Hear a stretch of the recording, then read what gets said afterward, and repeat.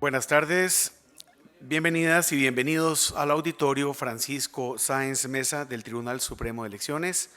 Gracias por atender nuestra invitación a esta cátedra de la democracia que se imparte en el marco del Día de la Democracia Costarricense, que este año adquiere una significación muy especial por coincidir con el 70º aniversario de la promulgación de la Constitución Política y con ella de la creación del Tribunal Supremo de Elecciones.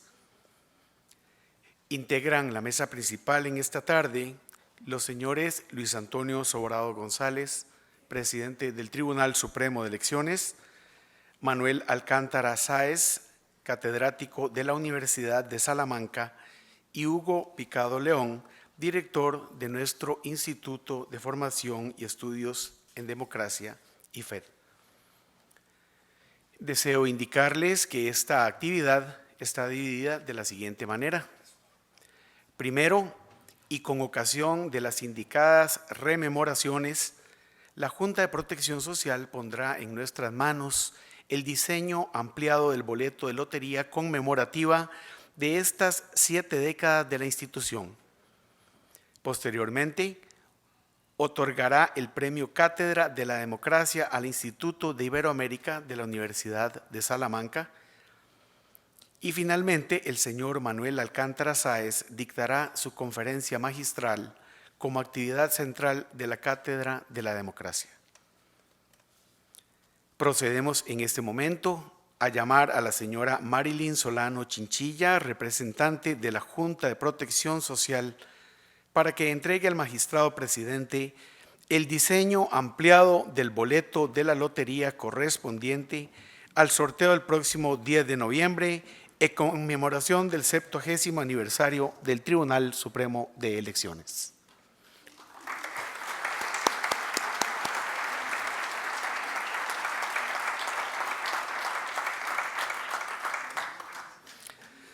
Agradecemos sentidamente a la Junta de Protección Social por contribuir a visibilizar estas efemérides y el rol central que durante 7 décadas ha tenido el Tribunal Supremo de Elecciones como pilar de la democracia.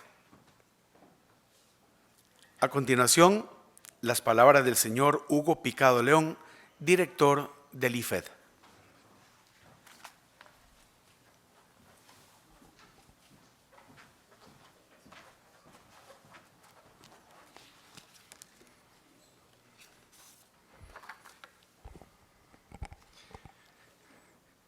Muy buenas tardes. Señor magistrado Luis Antonio Sobrado González, presidente del Tribunal Supremo de Elecciones, señoras magistradas, señores magistrados del Tribunal Supremo de Elecciones, profesor Manuel Alcántara Sáez, conferencista invitado de esta Cátedra de la Democracia, señoras y señores representantes del cuerpo diplomático, compañeras y compañeros funcionarios electorales, invitados especiales, amigas y amigos todos.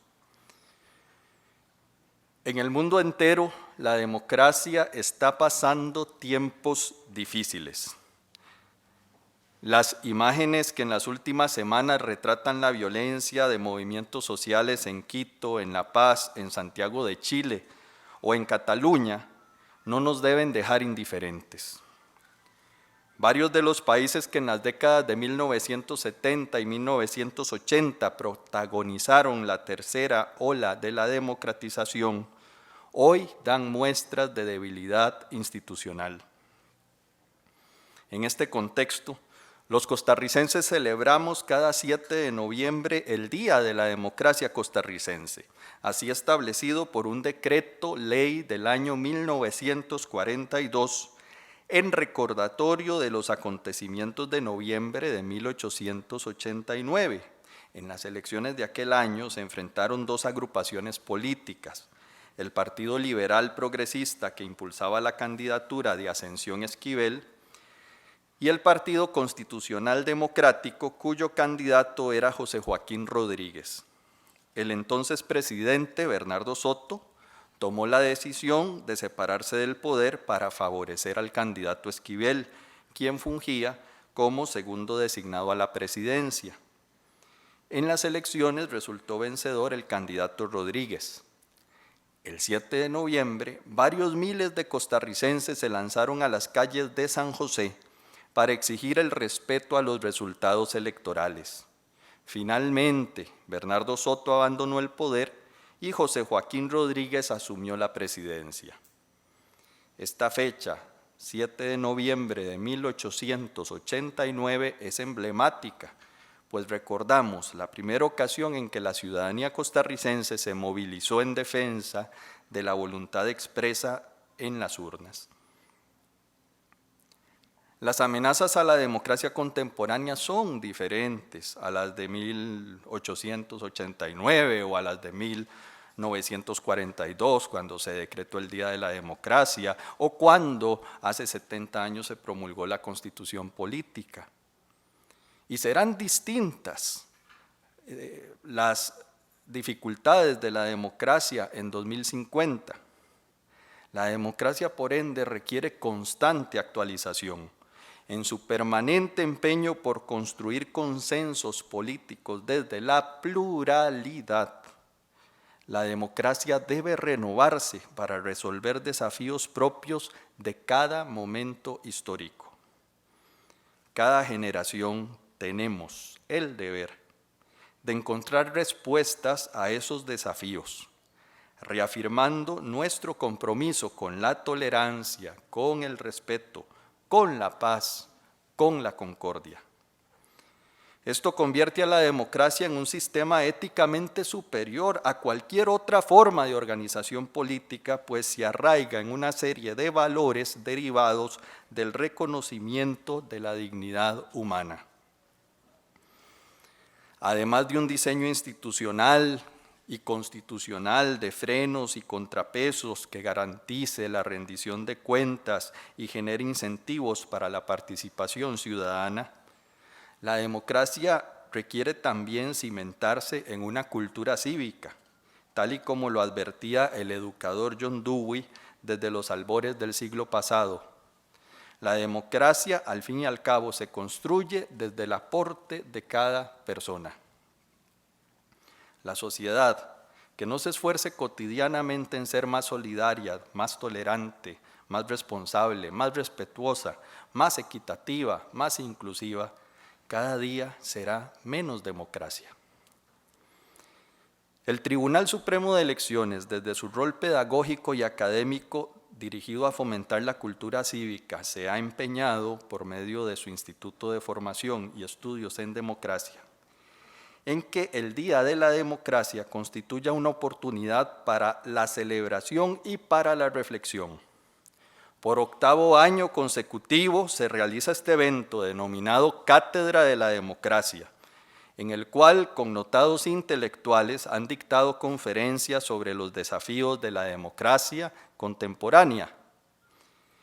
En anteriores ediciones hemos contado con los aportes de Vladimir de la Cruz, Constantino Urcullo, Miguel Gutiérrez Saxe, Daniel Sobato, José Thompson, Elizabeth Odio Benito, Eduardo Valdés Escoferi, y hoy nos honra la presencia del connotado politólogo Manuel Alcántara Sáez, catedrático salmantino, maestro y amigo.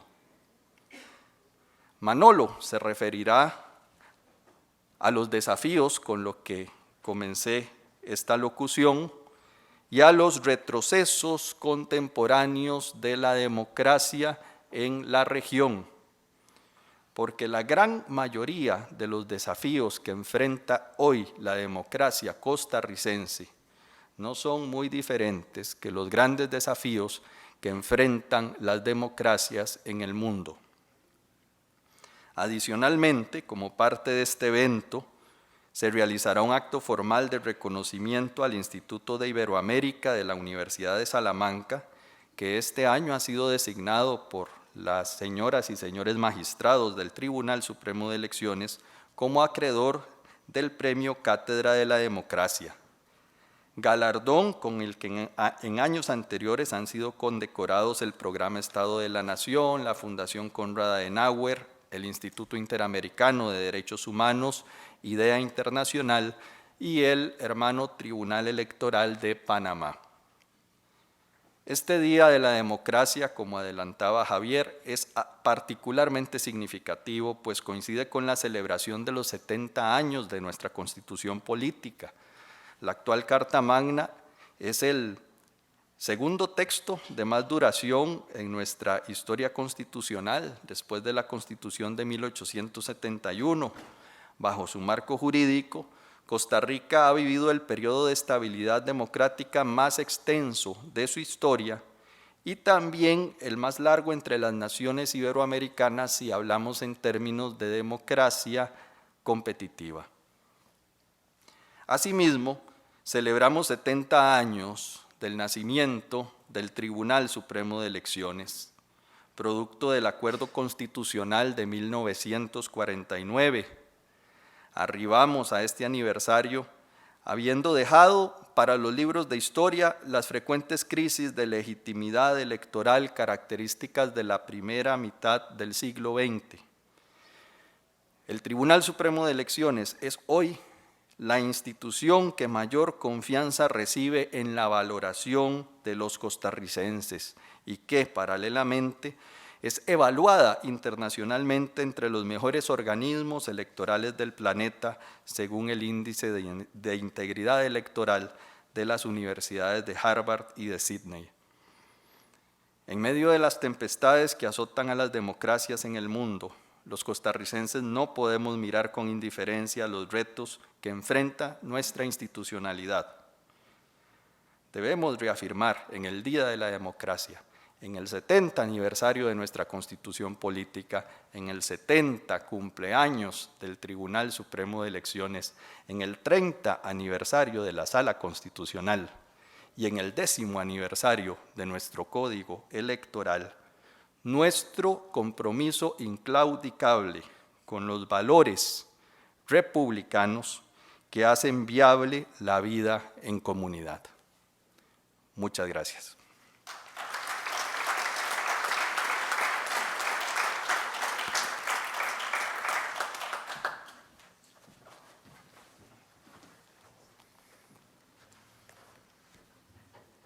Se dirige a nosotros el señor Luis Antonio Sobrado González, presidente del Tribunal Supremo de Elecciones, para otorgar al Instituto de Iberoamérica de la Universidad de Salamanca el premio Cátedra de la Democracia.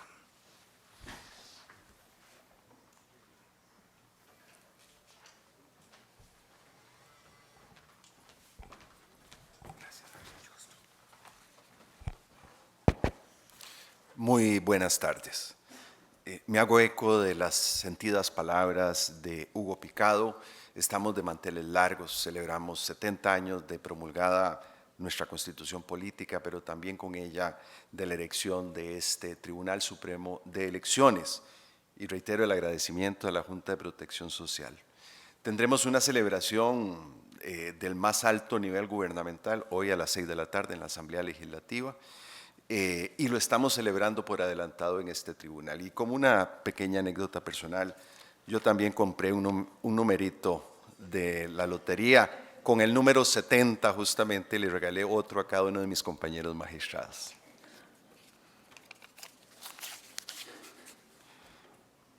España no está aquí, está en América, dijo Valle Inclán. Coherentemente, García Lorca concluyó: el español que no conoce América no sabe lo que es España. Ambas citas expresan una intuición profunda, que con su monumental expansión del siglo XVI, la vieja Castilla se proyectaba especialmente sobre territorio americano. Esa vinculación crea una imagen propia, distinta de la hispanidad.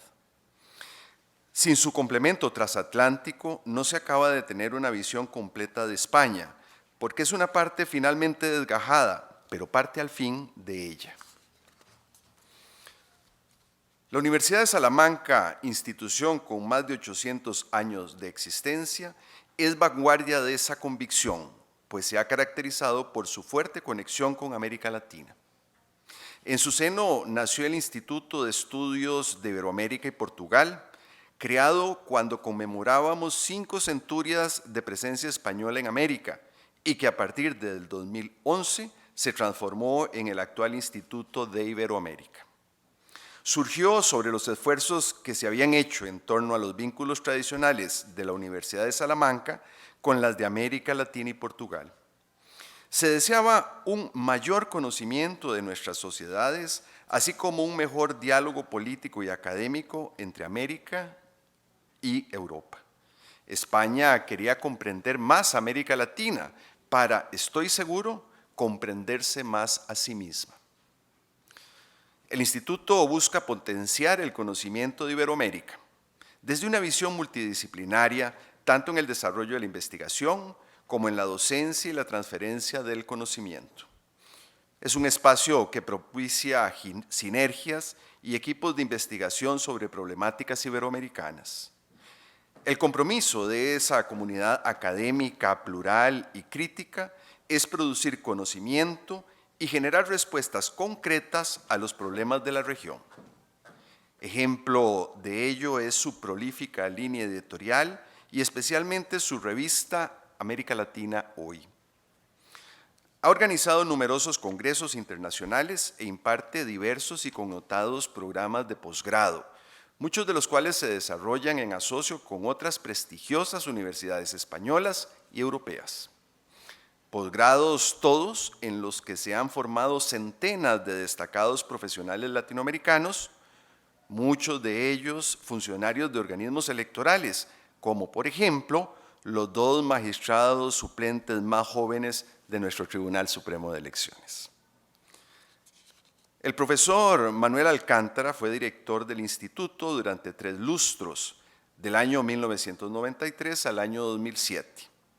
Durante su gestión, el instituto pasó de ser un proyecto embrionario a convertirse en un referente entre los centros de estudios latinoamericanos de toda Europa.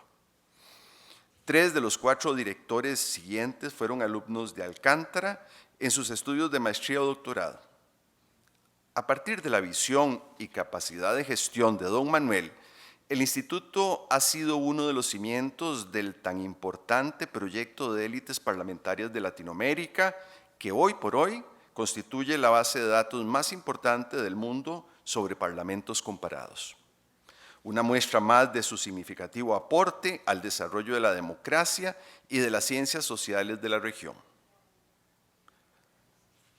Por ese motivo, nos complace entregar ahora el Premio Cátedra de la Democracia 2019 al Instituto de Iberoamérica de la Universidad de Salamanca, en la persona de su profesor y exdirector Manuel Alcántara Sáez.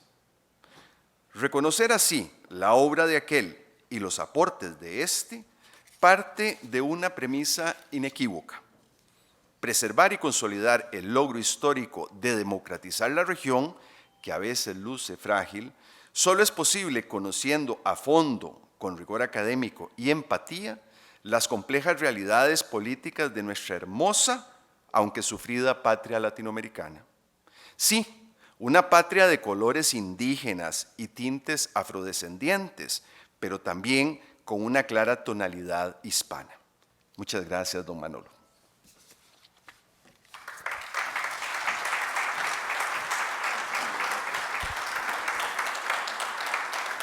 Acto seguido, invito a don Luis Antonio y a don Manuel Alcántara a pasar al frente de este escenario para proceder con la entrega de un símbolo del premio que estamos otorgando.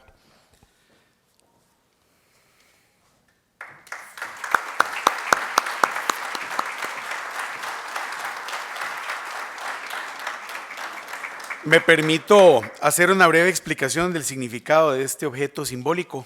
Se trata de una réplica de la escultura Epítome del Vuelo del escultor nacional José Sancho, la cual se encuentra ubicada en la Plaza de la Libertad Electoral, a un costado del edificio del Tribunal Supremo de Elecciones. Esta hermosa escultura tallada en granito rojo de Carrara fue pensada por el señor Sancho como un elemento plástico que evoca el vuelo y, como él mismo indicó, acudiendo a los recursos que empleó a lo largo de su carrera como escultor para expresar la necesidad de la elevación. Como culminación de este evento, el señor Manuel Alcántara Sáez disertará sobre la fatiga de la democracia en América Latina. Antes de ello, tengo el privilegio de presentar al conferencista de esta tarde. Manuel Alcántara Sáez es español, doctor en Ciencia Política y Sociología por la Universidad Complutense de Madrid, catedrático universitario de la Universidad de Salamanca en el Departamento de Derecho Público General y miembro del Instituto de Iberoamérica, del cual fue director durante el periodo 1994 a 2007. Investigador especializado en la política comparada, especialmente referida a América Latina, en este campo ha tenido proyectos de investigación relacionados con la democracia representativa y las élites políticas, sobre los cuales ha escrito 5 libros como autor único. También ha sido editor o coeditor de textos en ciencias sociales, autor de artículos, capítulos de libros o cuadernos de trabajo publicados dentro y fuera de España. Fundó la revista América Latina Hoy, que edita la Universidad de Salamanca desde 1994. Fue primer secretario general de la Asociación Latinoamericana de Ciencia Política de 2002 a 2007. Ha sido condecorado honorífica y meritoriamente por 3 países latinoamericanos. Es miembro vitalicio de las asociaciones mexicana y colombiana de ciencia política. Ha sido profesor invitado en diversas universidades de Europa y América Latina, regiones donde también ha impartido cursos y conferencias en foros académicos especializados. Con nosotros, el doctor Manuel Alcántara Sáez.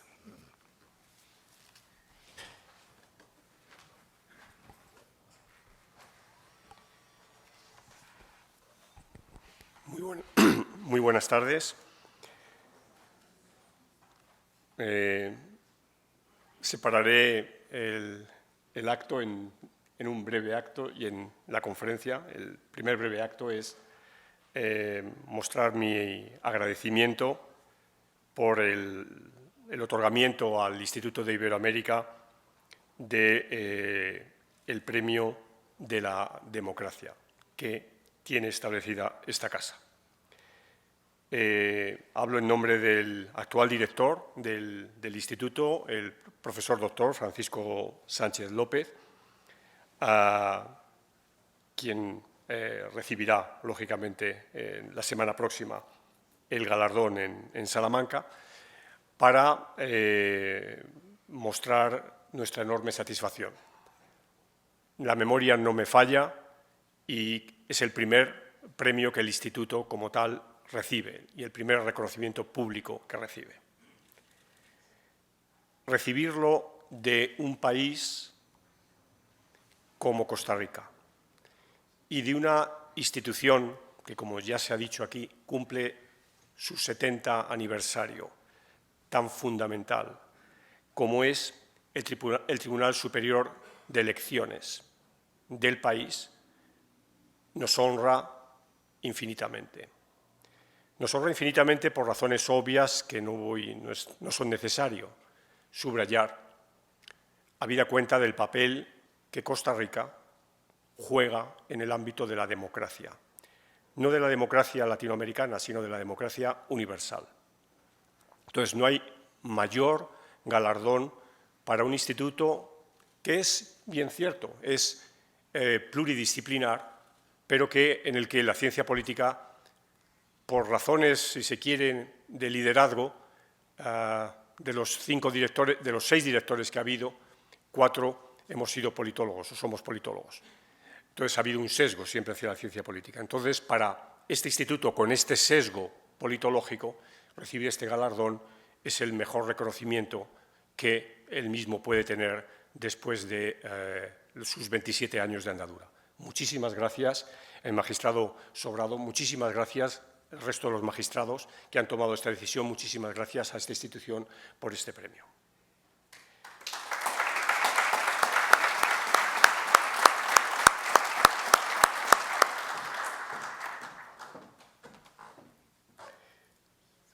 La conferencia que voy a presentar esta tarde, y digo presentar, que no dictar, y comienzo en ese sentido, no sé si pidiendo disculpas, porque siempre creo que una conferencia dictada da un sesgo de mayor seriedad a un acto académico, pero el hecho de que mañana tengo que dar una conferencia, que sí que va a ser dictada, no quería dictar 2 conferencias en menos de 24 horas, por eso me van a permitir ustedes que no tenga el rigor de la lectura de una conferencia. Pero, en cualquier caso, y partiendo de una idea, y es que el politólogo, la politología, vive en el afán, a diferencia de otras disciplinas que permiten serenar el pensamiento, que permiten tomarse el tiempo para sacar adelante conclusiones. El afán de la política, repito, impulsa al politólogo a estar cambiando normalmente sus supuestos. Lo que ha ocurrido, lo que está ocurriendo exactamente en el último mes, para ser, si se quiere, más amplio todavía, en buena parte de América Latina, pero también en una continuación de América Latina, como se ha señalado, que es España, obligan a cambiar algunos de los presupuestos que uno podría haber tenido en un texto escrito, como ya me ha pasado, porque este texto en su momento se escribió como consecuencia de lo que acontece en la calle hoy en América Latina. Esto no quita para que haya un hilo conductor en la conferencia. Una conferencia, además, que tiene un título o que lleva un sustantivo en el título, como es el de fatiga, que debo reconocer que no es mío. Justo hace 14 meses, en un programa, en un canal de televisión en Asunción, en Paraguay, después de una larga entrevista con un comunicador bastante ágil y bastante, yo diría, muy bien preparado, después del debate que tuvimos sobre la situación política, repito, en septiembre del año 2018 en América Latina, él terminó su intervención, y ya clausurando la intervención que habíamos tenido los dos, diciendo: bueno, profesor, usted indudablemente lo que está señalándonos es que la democracia en América Latina está fatigada. Yo me quedé muy sorprendido y así terminó la entrevista. Y le di vueltas y, fruto de aquella intervención de este comunicador en Asunción, es el hecho de haber ido intentando pulir teóricamente este término de la fatiga de la democracia, o si prefieren ustedes, y me gusta más, la democracia fatigada. ¿Por qué? Porque el sustantivo es democracia, y de lo que vamos a hablar aquí fundamentalmente es de democracia. Fíjense que, y de nuevo mi agradecimiento, es también un privilegio poderme dirigir a ustedes en la cátedra de la democracia, ¿no? Una cátedra que esta es su 8ª edición, como se ha señalado, y que tiene por objeto precisamente la reflexión sobre la democracia. No se dice la cátedra de la democracia en Costa Rica, no se dice la cátedra de la democracia en América Latina, la cátedra de la democracia. Porque efectivamente la democracia es un escenario, por un lado teórico, pero por otro lado práctico, que es universal. Permítanme que recuerde 2 cuestiones que se sitúan en el marco comparado, por un lado, pero también de acuerdo con esta idea de globalización, del mundo global, y que no son necesariamente recientes. Esta mañana, en un acto en la Asamblea Legislativa, reflexionaba oyendo a los ponentes, entre ellos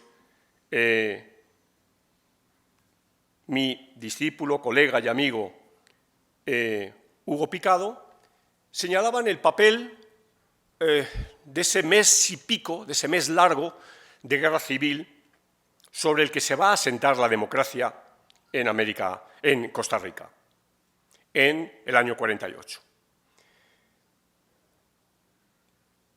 Yo reflexionaba en ese momento, pensando en el caso español, en el que siempre, y se ha tragado, y perdón el coloquialismo, como versión oficial, que el franquismo era inevitable porque había habido una guerra civil. Bueno, empíricamente Costa Rica demuestra lo contrario. Hay una guerra civil y no surge una dictadura, sino que florece una democracia. Luego, en términos, digamos, es un contrafáctico, pero también en términos popperianos, es una falsación, ¿no?, de esa suerte de dogma, por supuesto, un dogma político, un dogma interesado, pero que a veces ha transferido o ha traspasado el ámbito de lo político para llegar al ámbito académico y ser comprado por muchos académicos, que no recordaban que a su vez, 30 años antes de la Guerra Civil, para ser exactos, 28 años antes de la Guerra Civil en Costa Rica, los finlandeses habían tenido también una guerra civil que también abrió paso a una democracia en el norte de Europa, la democracia de Finlandia. En ese sentido, Costa Rica y Finlandia, que se pueden emparejar en muchas otras cosas, se emparejan en esto también. Segunda cuestión que quiero remarcar como nota introductoria. Estamos en una semana de celebraciones. Se han indicado aquí qué efemérides se están cumpliendo hoy con fecha y con año preciso dentro de la fecha del 7 de noviembre. Pero yo me atrevo a hacer un añadido a estas comparaciones y a otra efeméride más que no es de hoy, sino es de pasado mañana. Es decir, estamos muy cerca, estamos en la misma semana, que es el 9 de noviembre y el significado primero alemán, segundo europeo y tercero mundial, que supuso la caída del muro de Berlín el 9 de noviembre de hace 30 años.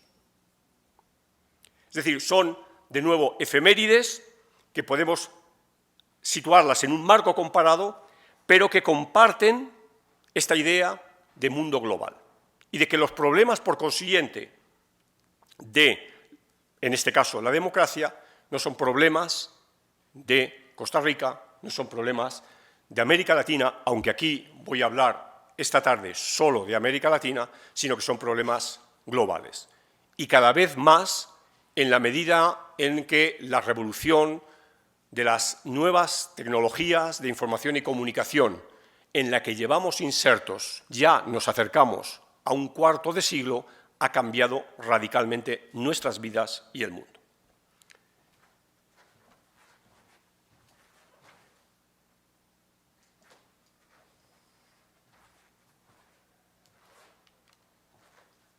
Mi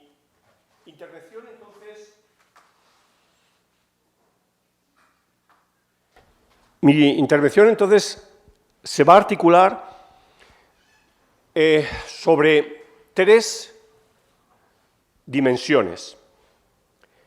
La primera es concebir a América Latina como un todo homogéneo, es decir, estoy usando un truco retórico, porque América Latina sabemos que no es homogénea, y el periodo que América Latina ha vivido en los últimos 40 años. De esto pasaré muy rápidamente porque, bueno, creo que he escrito varias cosas de esto, incluso en la propia revista del tribunal hay un artículo mío muy reciente al que puedo remitirme y no quiero repetir muchas cosas que se aparecen en ese artículo. La segunda cuestión que quiero plantear es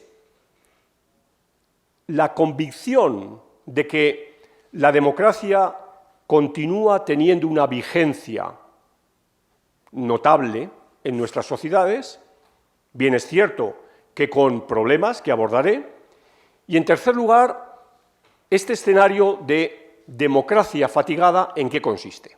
Esos son los elementos que, ya digo, quiero abordar a lo largo de esta presentación. Vamos a ver si primero controlo esto. Vale.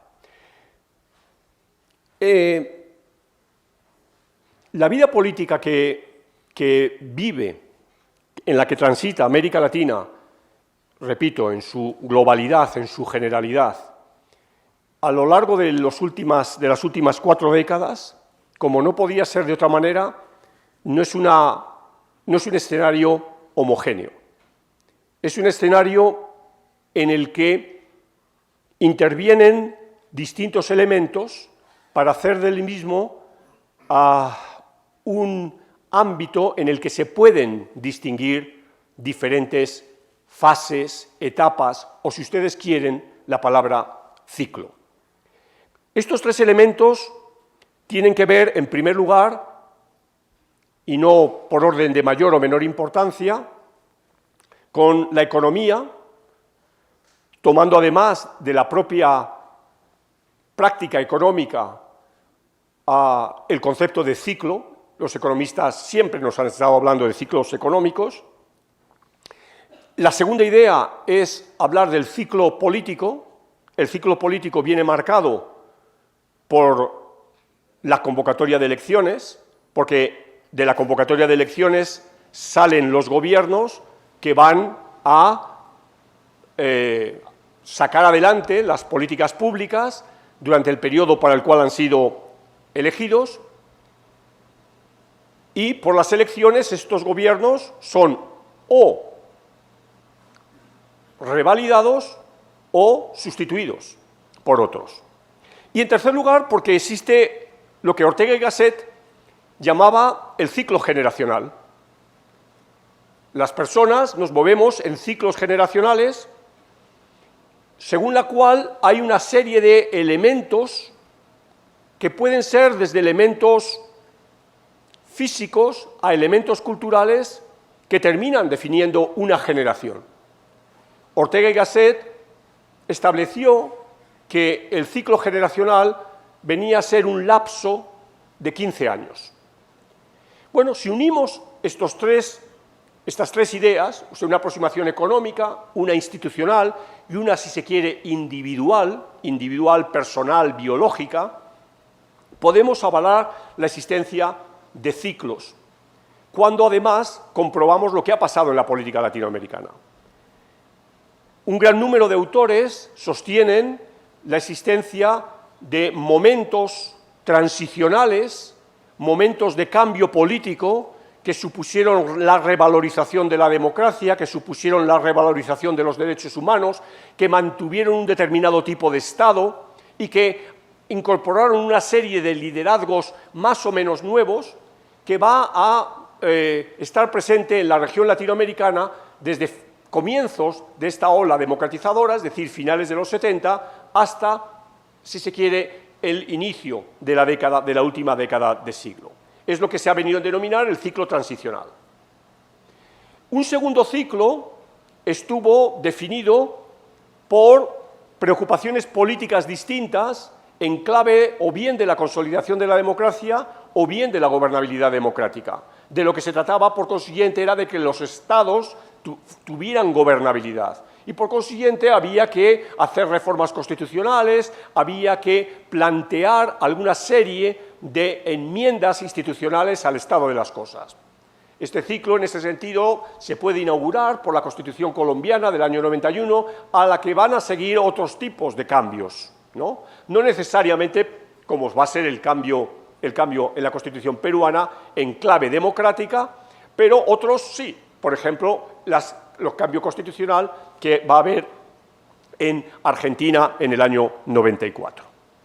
Pero a estos cambios van a venir acompañando los cambios derivados del ciclo político, por el cual los gobernantes que estaban en el poder van a pasar a la oposición, y la oposición que estaba esperando su turno va a llegar al poder. Piensen ustedes en la llegada de Alberto Fujimori o la llegada al poder de Carlos Saúl Menem como ejemplos de lo que estoy planteando, ¿no? Cómo van a suponer en sus respectivos países un cambio en la escenografía política. Pero probablemente el impacto que más va a tener este periodo proviene de la economía como consecuencia de la introducción en los países latinoamericanos de las recetas que van a venir articuladas en torno al famoso y denominado consenso de Washington, ¿no? Es decir, aquello que va a traer de alguna manera debajo del brazo las recetas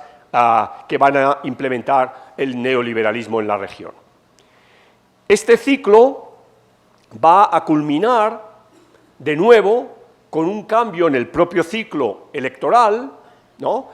Piensen ustedes, la persona que para mí va a tener una influencia muy grande en este tercer ciclo, que se llama Hugo Chávez, llega al poder a través de un proceso electoral que ya ha desgastado totalmente a la clase política tradicional venezolana.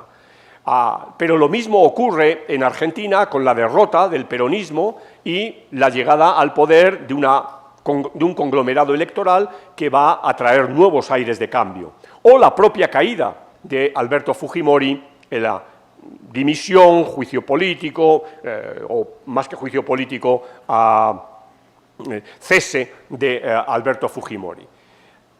Ese nuevo ciclo aparece también porque el neoliberalismo ha echado a la gente a la calle en unas dimensiones de protesta contra el estado de las cosas en la economía por todos los sitios. Recuerden ustedes desde las grandes manifestaciones que van a jalonar la caída de varios presidentes en Ecuador, el propio escenario en el Corralito, en Argentina, en el año 2001, las propias manifestaciones que se van a dar en el vecino Chile, etcétera. Es decir, hay un proceso de movilización social que pone en tela de juicio el neoliberalismo. Y esto nos da paso, entonces, a un tercer ciclo, que es el ciclo, ya dije antes, en el que para mí la figura de Hugo Chávez es fundamental, no solo por lo que arrastra, sino por lo que lidera, y que vamos a llamar el ciclo del bolivarianismo. Este ciclo va a venir alentado además por un momento muy dulce en las economías latinoamericanas, en un gran número de las economías latinoamericanas, como consecuencia del denominado boom de las materias primas, ¿no? Tanto la demanda asiática como los precios de estas materias primas incrementan notablemente el superávit en la balanza de pagos de muchos países latinoamericanos que pueden dedicar ese excedente a políticas sociales y a políticas claramente que van a minimizar la enorme desigualdad de la región. Estos son tres ciclos, repito, en los que hay un gran consenso y son ciclos que terminan en torno, el tercer ciclo, perdón, termina en torno al año 2013-2014, cuando se produce la muerte de Hugo Chávez y se produce el cambio de ciclo de la economía mundial. Es decir, las materias primas y los ingresos por las mismas disminuyen y las economías latinoamericanas empiezan a tener que enfrentar serios problemas de ajuste. Así las cosas, el periodo que se va a abrir a partir de este momento tiene que ver con una serie de acontecimientos que se van a dar y que están signados, en primer lugar, como he dicho, por la muerte de Chávez, pero también por los cambios que se van a producir en el ámbito electoral con la llegada de Macri al poder en Argentina, con la muerte de Fidel Castro, con también, por otro lado,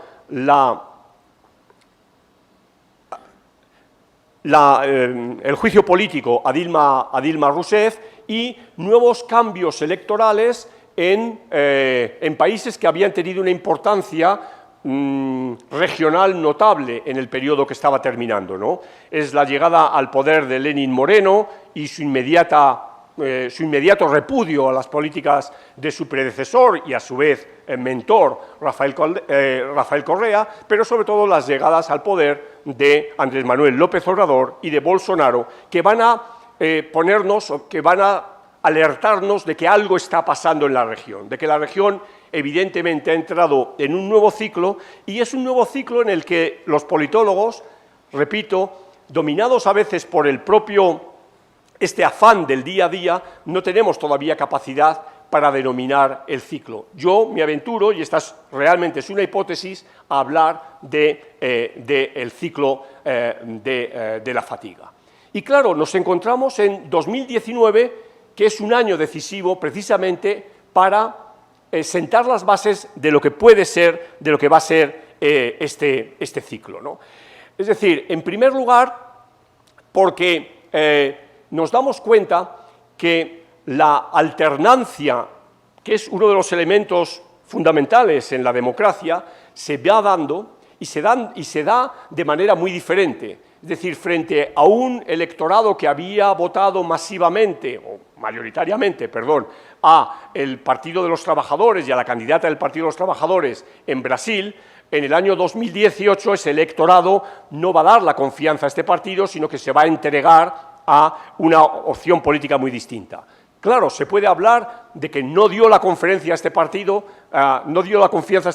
porque el candidato fundamental del Partido de los Trabajadores estaba en la cárcel, algo sobre lo que volveré más adelante. Pero la evidencia es que hay un gobierno de derecha con apoyo popular. Y lo contrario en México, es decir, la alternancia va a tener un sentido muy importante. Y el año 19 está a punto de terminar con la gente en la calle. La gente en la calle como nunca se había dado al unísono en un número significativo, importante de países y que protesta por motivos distintos, como luego voy a volver a analizar. Entonces, en este escenario, ya paso entonces al segundo punto, ¿cómo definiría la fatiga de la democracia? ¿En qué consiste la fatiga de la democracia? Lo primero que quiero reivindicar es cambiar entonces esta idea de la fatiga de la democracia por la democracia fatigada. Y si es así, lo que yo les pido es que miren en la pantalla la columna de la derecha, porque la columna de la derecha viene a significar o validar la idea de que la democracia tiene una presencia inequívoca en la región.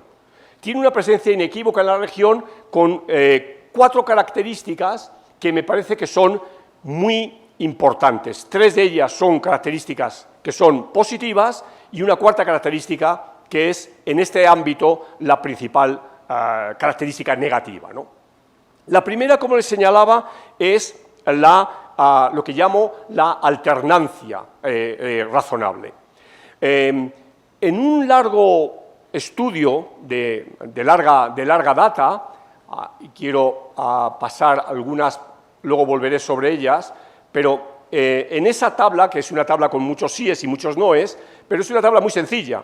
Tienen ustedes en el eje vertical los años de la región entre el año 78 y el año 2019, y en el eje horizontal tienen los países. Y donde pongo sí, no, etcétera, es si ha habido alternancia, y no si no ha habido alternancia. Lo relevante de todo esto, de este cuadro, es que un gran número de países de América Latina se sitúan exactamente en valores intermedios, es decir, que la alternancia, de acuerdo con un politólogo que se llama Adam Preborsky y que señala que la democracia, por encima de todo, es el régimen que asegura la alternancia, dicho de otra manera, es el régimen que asegura que la oposición puede llegar al poder y que en términos probabilísticos esto supone una probabilidad del 0,5. Si ustedes se dan cuenta, la probabilidad del 0,5 se da en el mayor número de países de América Latina. O sea que, por un lado, está funcionando la alternancia. Por otro lado, lo que quiero subrayar, y en esto me voy a detener más, es que tenemos no solo una participación electoral sostenida, sino que tenemos, dentro de lo que llamamos la dimensión electoral de la democracia, un comportamiento razonable. Si ustedes se acercan al proyecto de variedades de la democracia que lleva adelante la Universidad de Göteborg en Suecia con otras universidades europeas y norteamericanas, ellos insisten muchísimo en que la democracia tiene 5 dimensiones, que son dimensiones que no son estrictamente separadas, sino que son dimensiones que se solapan, ¿no? Entonces se puede hablar de una democracia electoral, de una democracia liberal, de una democracia participativa, de una democracia deliberativa y finalmente de una democracia igualitaria, en virtud de qué principio dentro de la teoría democrática pese más. Yo aquí solo me voy a referir al ámbito de la democracia electoral. Estamos en el Tribunal Supremo de Elecciones, estamos conmemorando, digamos, una aproximación a la democracia, no en otros niveles, sino en el electoral, entonces por eso me he permitido tomar los datos que les voy a enseñar. De acuerdo con estos 5 variedades de la democracia, nosotros podemos encontrar este gráfico que, de alguna manera, pone números, indexa las 5 variedades de la democracia, ¿no? En rojo sería la media, pero no me interesa que se fijen precisamente en la línea roja, sino me interesa que se fijen en las otras 5. ¿Y qué vemos en ese gráfico? Hay 2 cuestiones que son muy evidentes y son muy claras, si se dan cuenta. La primera es que las 5 dimensiones están perfectamente separadas. O sea, prácticamente no hay solapamiento, salvo si ustedes se dan cuenta en 2 de las 5 curvas, ¿no? Que son la democracia electoral y la democracia liberal, o sea, que van muy de la mano, evidentemente, ¿no? Pero, o sea, que entonces hay una diferencia nítida. Nosotros nos vamos a fijar nada más en la democracia electoral, como decía, pero ya se dan cuenta que va muy pareja a la democracia liberal. Y la segunda cuestión que quiero que se fijen es que la pendiente de esa curva, que era creciente, en un determinado momento comienza a sufrir una tendencia decreciente. O sea, eso es obvio y pero todavía es prematuro. Es decir, tenemos datos y son los datos de los últimos 4 o 5 años que nos marcan ese escenario. Pero si se dan cuenta, coincide con el periodo que estoy hablando, es decir, con el periodo que se inicia a partir del año 2014. ¿No? Esas son las 2 cosas que creo que este gráfico nos revelan. ¿Qué nos revela ahora el gráfico solo de la democracia electoral, de la variable electoral? Voy a ir segmentando la región por subregiones y aquí tenemos el gráfico de la democracia electoral para 6 países, en concreto México y 5 países centroamericanos, que han celebrado las elecciones en los últimos 3 años. Por consiguiente, ahí no está Nicaragua por esa razón. Entonces, si se dan ustedes cuenta, en la democracia electoral, bueno, hay una clarísima diferencia de Costa Rica con el resto de los países, pero los otros países mantienen un comportamiento, si lo vemos en la perspectiva temporal, de un lapso de 40 años, en el que se queda atrás el momento negativo del que se viene, es decir, la década de los años 80 y principios de los años 90, para mantener un escenario sostenido, ¿no? De esos países, solamente Honduras tiene una clara quiebra en los últimos 2 años, ¿no? Es decir, y el resto mantiene un nivel que no se trata de decir si es optimista o pesimista, pero yo creo que se puede ver como un nivel de cierta tendencia razonable al mantenimiento de lo electoral. ¿Qué pasa en el cono sur? La lectura es muy similar. Dejado atrás el momento de los autoritarismos, etcétera, de los años 80, los países que aquí están considerados, los 5 países considerados, mantienen un nivel aceptable, salvo de nuevo un país que empieza a tener un problema en el ámbito electoral, y en el ámbito político, que es Brasil, sobre todo coincidiendo con el juicio político a Dilma Rousseff en el año 2016. Pero si ustedes ven, las tendencias de los otros países son prácticamente constantes. Y el último ámbito es el ámbito andino, donde podemos encontrar, de nuevo, 4 países y claramente el descalabro de uno de ellos, ¿no?, que es el caso venezolano. O sea, el caso venezolano nos muestra un escenario de clarísimo deterioro de la democracia, bueno, algo que todos conocemos, aunque no seamos especialistas, pero simplemente por la lectura o por el seguimiento de los medios de comunicación de todo tipo, y que, sin embargo, contrasta con los otros países del mundo andino que mantienen un escenario, diríamos, razonable. Bueno, esto me sirve, como les decía, empíricamente para validar, y me faltaría mostrarles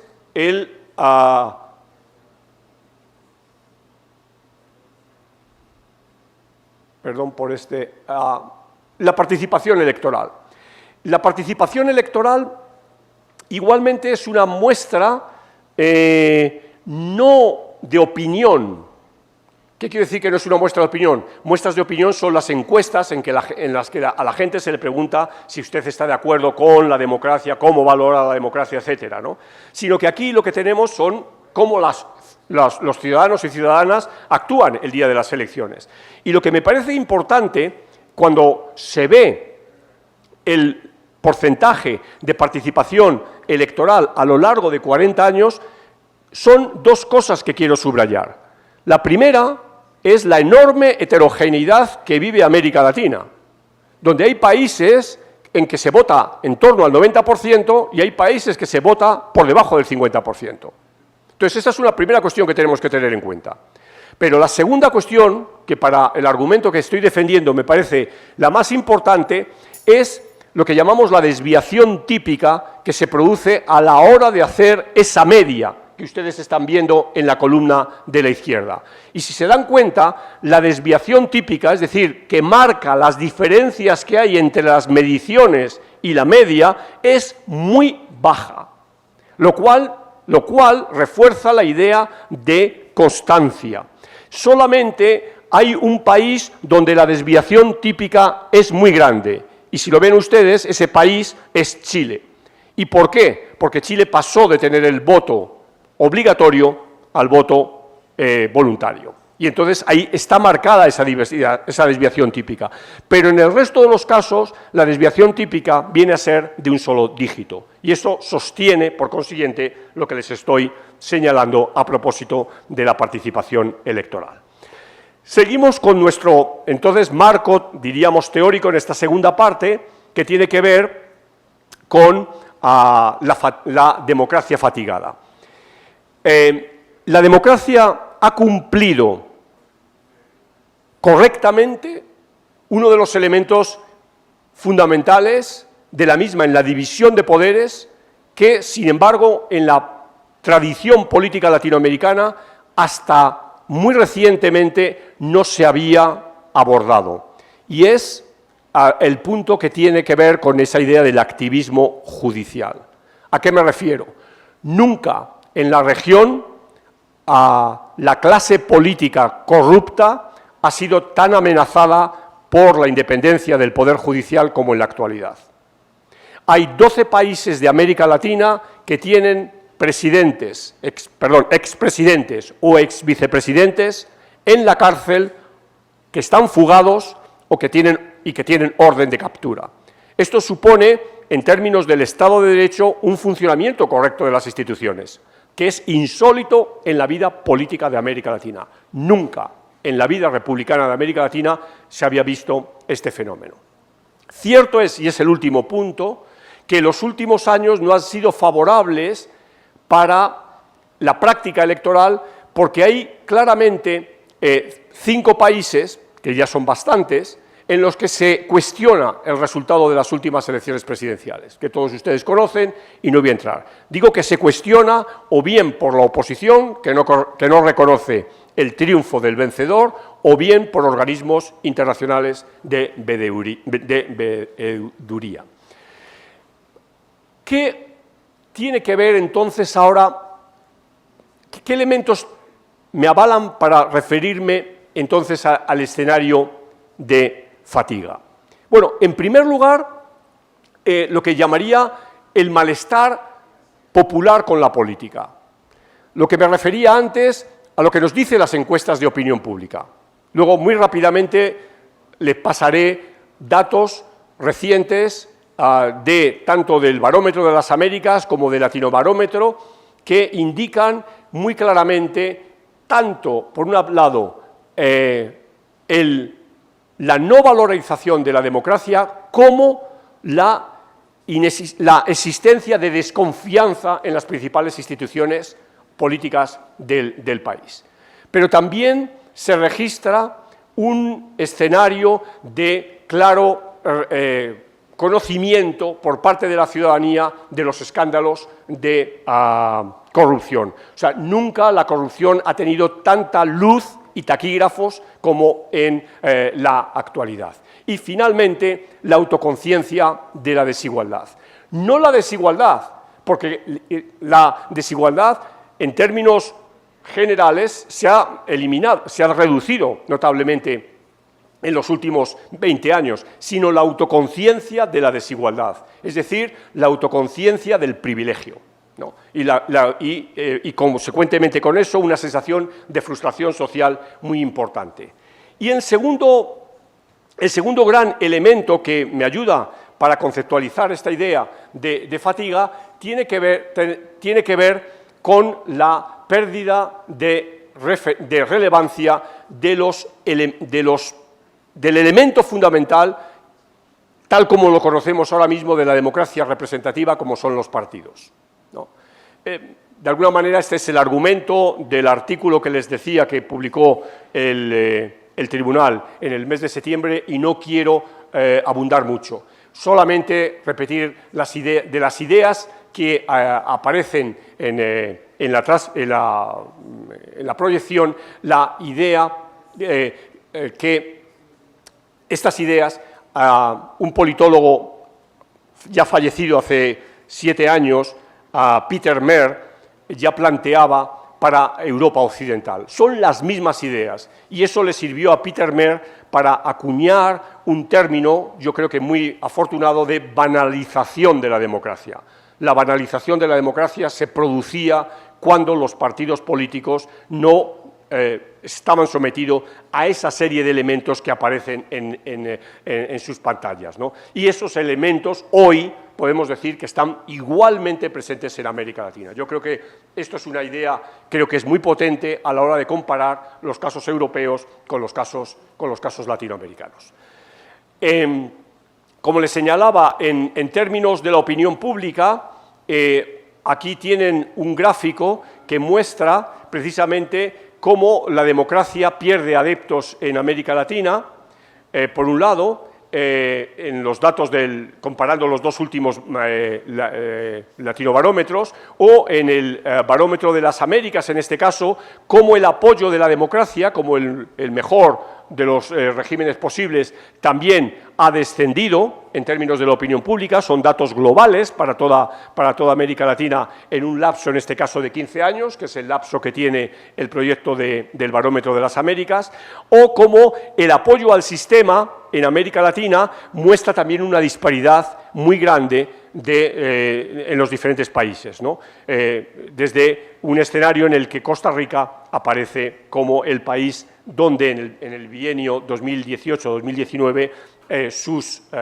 entrevistados venían a decir que apoyaban más al sistema político. Bien, así las cosas, entro en el último apartado, que es el más especulativo. Lo que les he estado pudiendo decir hasta ahora, creo que me apoyo en datos, me apoyo en evidencia empírica y me apoyo en trabajos de distintos colegas, pero ahora el nuevo escenario, repito, es fruto de ese afán que les decía al principio en el que vivimos los politólogos. Primer elemento de los 3 que quiero plantearles. Bueno, es decir, hay un lastre de una democracia fatigada. Ese lastre lo hemos visto en la curva que veíamos, en la que las 5 variedades de la democracia, no solo la electoral, sino las otras, empezaban a declinar. Ese lastre, yo creo que tiene 3 aproximaciones que requieren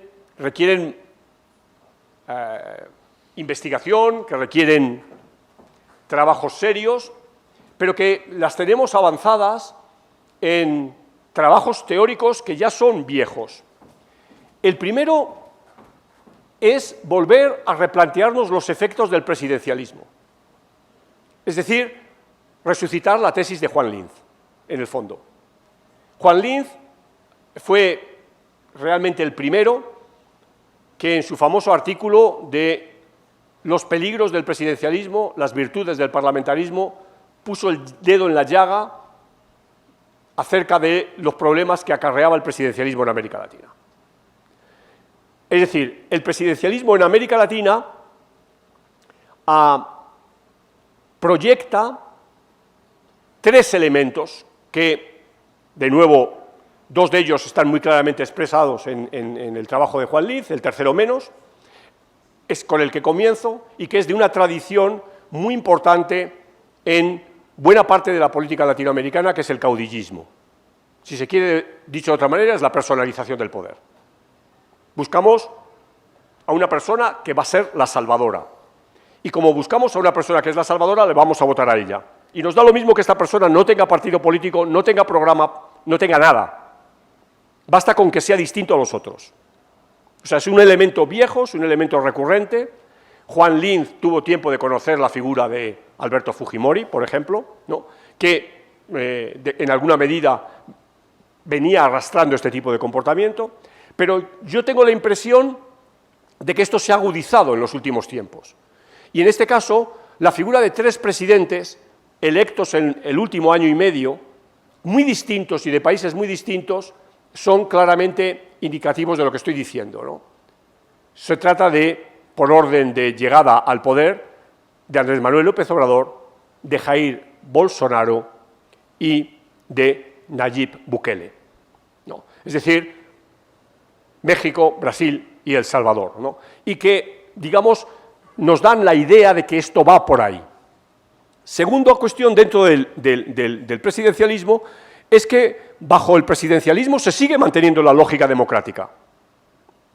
Por supuesto, elegimos al presidente.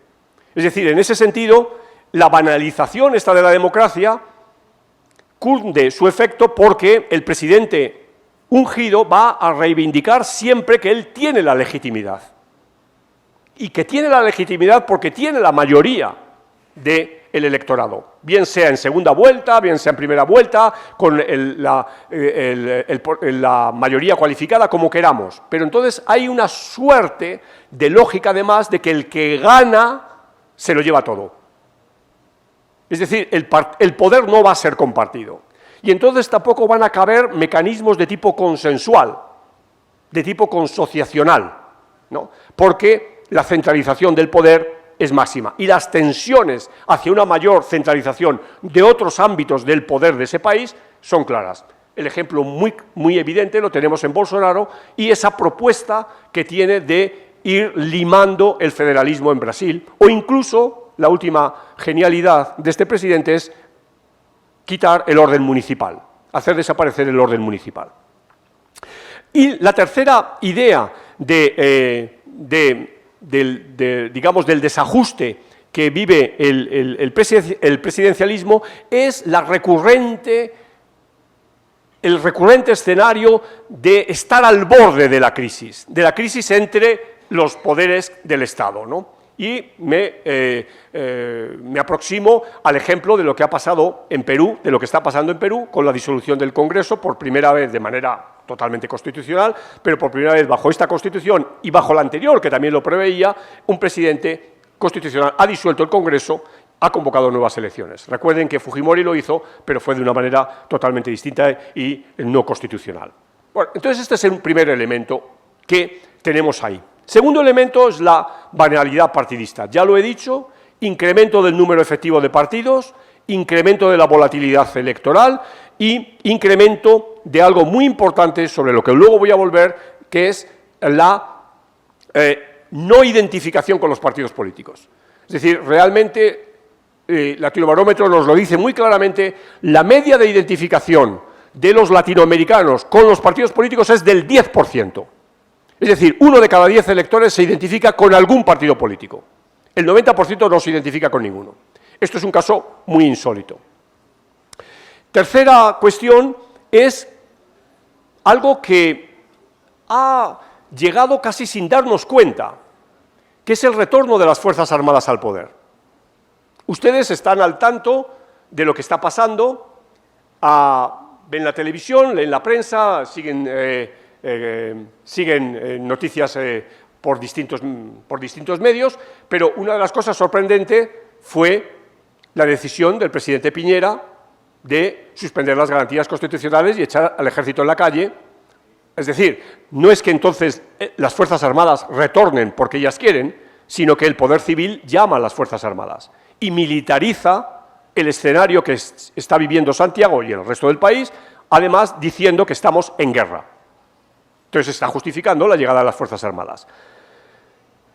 Pero esta presencia de las Fuerzas Armadas la hemos visto también de manera mucho más sutil en otros dos casos donde ha habido movilizaciones sociales. Uno es en Perú. Les he hablado cuando el presidente peruano Vizcarra, Martín Vizcarra, decide tomar la resolución que era dudosa en la manera como se estaba articulando, porque no había habido, en términos concretos, en términos precisos, no había habido una moción de censura, pero se podía entender que el rechazo del Parlamento era una moción de censura, pero él cuando toma la decisión, anuncia la decisión rodeado de la plana mayor del Estado Mayor de las Fuerzas Armadas de Perú. Es decir, diciendo, aquí me están apoyando. Lo mismo hizo el presidente Lenín Moreno en pleno fragor de la movilización indígena que luego se extendió a otros sectores de la población ecuatoriana. Lenín Moreno también convocó a las Fuerzas Armadas y se mostró varias veces rodeado de las Fuerzas Armadas, ¿no? Haciendo claramente alusión al principio de que, bueno, sí, el presidente de la República es el comandante en jefe de las Fuerzas Armadas. Y cuarto nivel, que ustedes también conocen, es la presencia de militares en el gobierno brasileño. El quinto nivel sería también la política militar de Andrés Manuel López Obrador, ¿no? O sea, es decir, yo creo que este es un elemento que ha aparecido muy sutilmente y que está muy claramente en la agenda de la política latinoamericana, o por lo menos de estos países, en los últimos meses. Esto es, entonces, el lastre que estas democracias que lo son están empezando a tener en estos tres niveles. Pero quiero abordar ahora dos cuestiones que son muy complementarias y que tienen que ver con el escenario que he definido de la gente en la calle. La cuestión es las bases sociales de la política. Es decir, la política no se articula en un despacho, no se articula en una oficina, no se articula en un cenáculo, por muchas fuerzas vivas que estén presentes, sino la política tiene una matriz absolutamente social. Podemos decir que esa matriz es popular, pero digamos que es social. Es decir, hay unas bases sociales de la política. Dicho de otra manera, la política se monta en una sociedad concreta. En una sociedad concreta. Y en esa sociedad concreta, para el ámbito ahora estrictamente latinoamericano, hay tres elementos que tienen un significado muy importante. Ya he hablado de dos de ellos. El primero es el tema de la desigualdad. En sociedades que, por otra parte, han tenido un avance en sus clases medias, pero que de pronto se ven esas clases medias que tienen una posibilidad de volver a caer de donde vienen enorme, y por consiguiente es una situación de angustia. Y en segundo lugar, por el tema de la corrupción. O sea, Odebrecht ha hecho para América Latina ha jugado contra América Latina en términos de la política democrática más que cualquier otra conspiración que podríamos pensar, ¿no? Porque esto ha contaminado todos los gobiernos de la región de una u otra manera.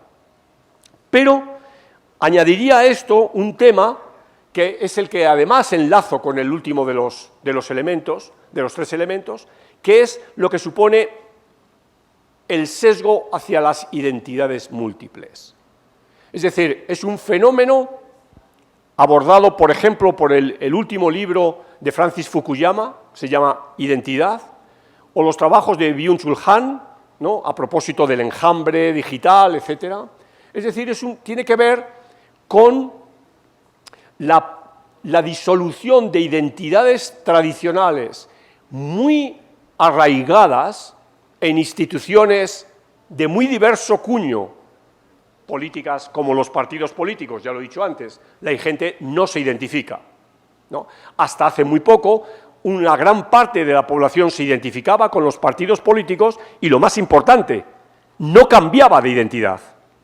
Es decir, se era socialista o comunista o demócrata cristiano, y uso categorías más europeas si quieren ustedes, o liberal, etcétera, y se era durante toda la vida. Esto ya ha desaparecido. O identidades de tipo religioso, o identidades sociales básicas, fundamentales durante mucho tiempo, como es, por ejemplo, la identidad familiar. Estos tres tipos de identidades se han ido quebrando de manera muy diferente en gran número de sociedades, y aquí esto no solo afecta a América Latina, sino a otras sociedades, en las que nos encontramos con núcleos familiares, si se puede llamar así, compuestos por una persona. Piensen ustedes que en distintas sociedades europeas, el porcentaje de personas que viven solas ahora mismo es de un 30%, ¿no?, de los hogares en determinados países en Europa son hogares unipersonales, ¿no? Entonces, este cambio se produce, sin embargo, hacia un aumento de la identidad. Es decir, aparecen nuevas identidades. Lo que Mark Lilla, este politólogo de la Universidad de Columbia, este teórico de la política, llama eso la multiplicidad de identidades. Una multiplicidad de identidades que tiene dos elementos, Uno, la propia idea múltiple, es decir, uno es muchas cosas a la vez, muchas cosas. Y dos, y más interesante, es que no se sabe muy bien cuál de esas cosas que es uno prevalece, es prioritaria. Es decir, pueden cambiar. En un determinado momento mi identidad sexual puede ser absolutamente prioritaria, por encima de cualquier otra cosa. En otro momento puede ser mi identidad lingüística. En otro momento puede ser mi identidad en mi hobby que estoy practicando. O en otro momento mi identidad en el trabajo que yo tengo en ese momento. Y entonces, esa identidad múltiple no tiene un orden de prelación. Y al no tener un orden de prelación, la representación, que es el elemento fundamental de la democracia, hace agua. Bueno, de esto, entonces, ahora hablo en el último punto. Los cambios globales al impacto de la revolución digital. Lo que ha ocurrido en los últimos 20 años, lo que todos nosotros, los que estamos en esta sala, hemos sido testigos en los últimos 20 años, ninguna generación en la historia de la humanidad había sufrido estos cambios. Y nosotros los hemos sufrido, es una manera de hablar, los hemos visto, los hemos acompañado sin ninguna forma traumática. Sin ninguna forma traumática. Y son cambios que tienen que ver con la revolución digital. No voy a perder mucho, no digo perder el tiempo, no voy a detenerme mucho en esto, me parece fascinante, pero creo que todos somos conscientes de ello, de cómo nuestras vidas han cambiado desde el año 2000 hasta la actualidad, ¿no? Y cómo estas vidas todavía van a cambiar más. Y aquí hay, digamos, tres elementos, ¿no?, que quiero insistir. El primero enlaza con lo que estaba hablando de las identidades. Estamos en un escenario de claro dominio del individualismo, si ustedes quieren, del yo, la lógica del yo. Esto no es, evidentemente, no es que haya pasado ayer.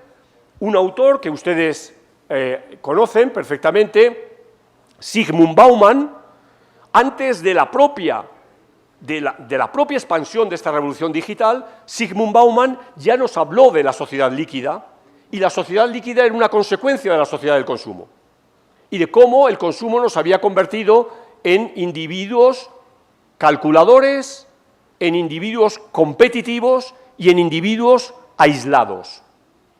Bueno, esto la tecnología digital lo ha reforzado todavía más.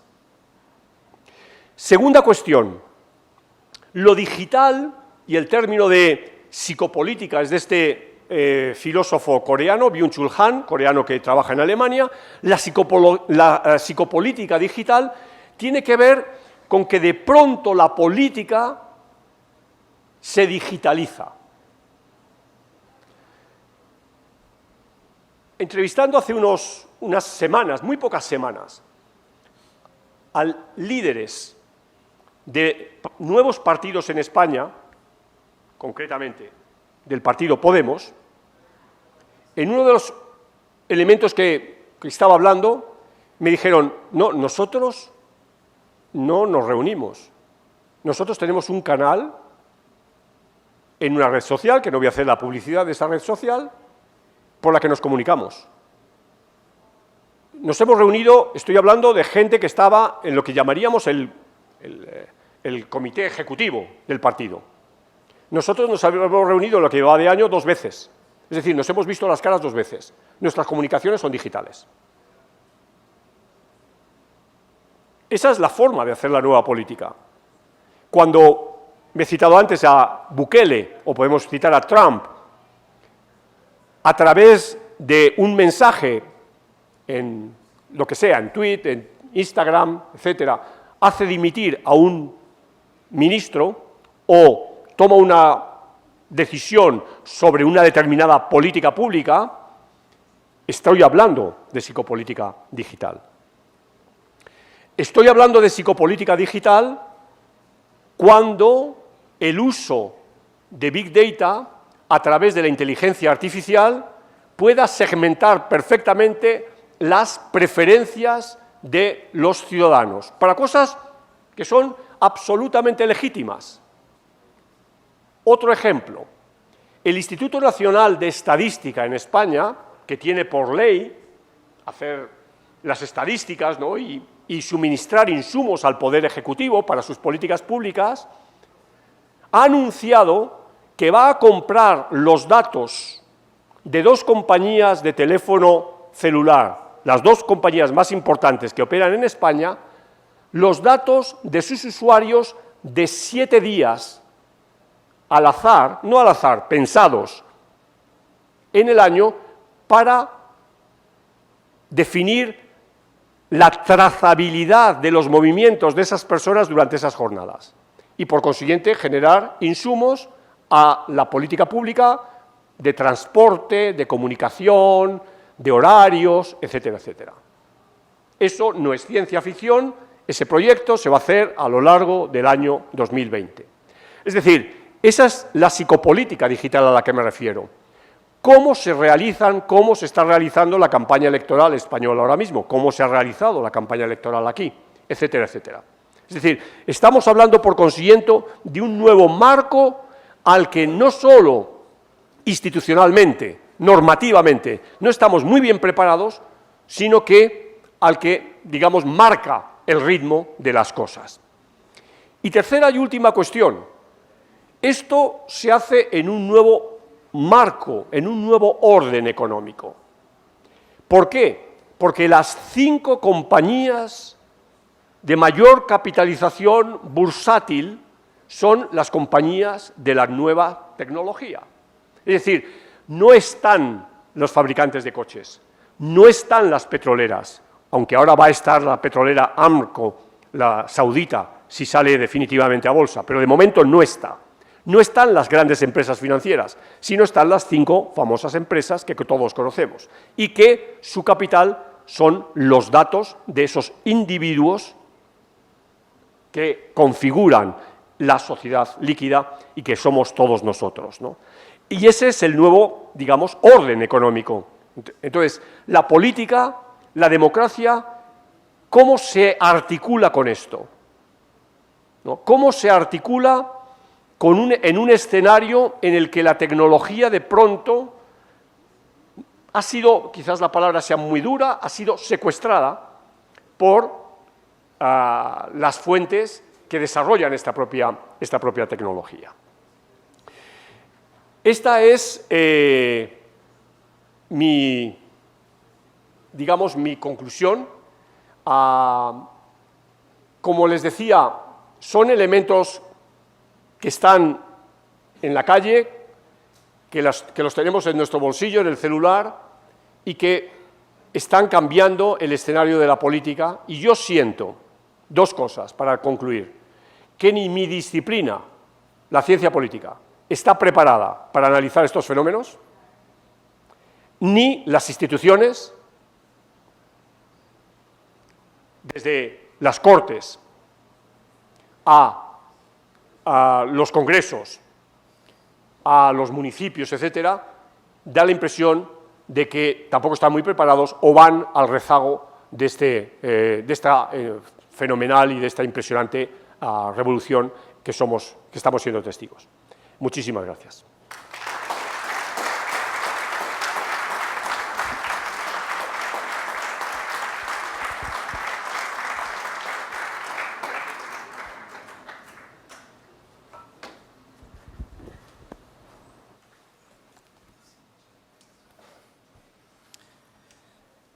Muchas gracias, don Manuel. Damos por finalizada esta actividad, agradeciéndoles su presencia. Muy buenas tardes.